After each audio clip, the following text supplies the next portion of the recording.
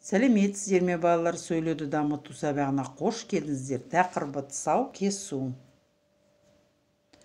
Мақсаты шағын мәтіндер, балалар тақпақтары және тағы да мазмұны бойынша сұрақтарға жауап беру, шағын өлеңдерді фольклор жанрлар жатқайту, эмоциялық жағдайын сөзбен жеткізу. Балалар, бүгінгі күнімізді шаттық шеңберден бастаймыз, бәріміз бірге қайталаймыз.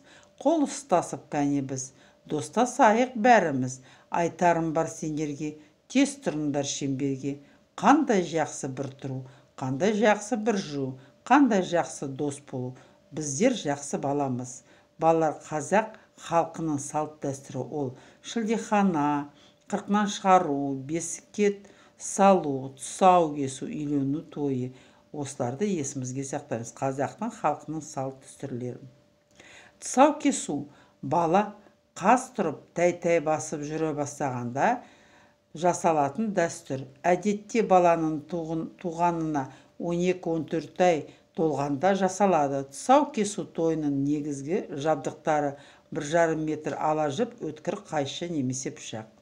Тұсау кесу тойы, тұсау кесер сәби қас тұрғаннан кейін тез жүріп кетсін деп тілекпен жасалатын дәстүр. Ол үшін арнайы ала жіп дайындалады. Бұл ала жіп аттамасын деген ұғымнан шыққан. Сол жіппен баланың аяғын тұсап, оны жүріс-тұрысына шерек әйелге қидырады. Балалар, міне, тұсау кесу болғанда тәй-тәй деген осындай ақ жол төсейді, қайшы дайындайды ала жіп. Міне, аяғын байлайды баланың, аяғын байлайды ала жіппен, сосын ол балаға, мысалы, баланы жүргізеді. Жүргізгеннен кейін мынандай сөз айтады. Жүргізген кезде: қаз, қаз, қаз балам, қадам бассан мәз болам. Қаз, қаз, қаз балам, тоқымынды жаз балам.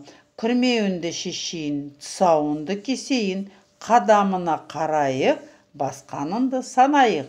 Қаз, қаз балам, жүре ғой деп. Осындай сөздерді балалар баланы жүргізгенде ала жіппен аяғын байлаған осы сөздерді айтады.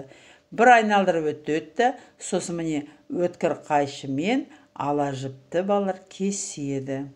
Ала жіпті кескеннен кейін балаларына өз еркімен қоя береді. Алдына домбыра, кітап, кілт, қамшы қою мүмкін. Балалар, бала ақша қою мүмкін кейбіреулері.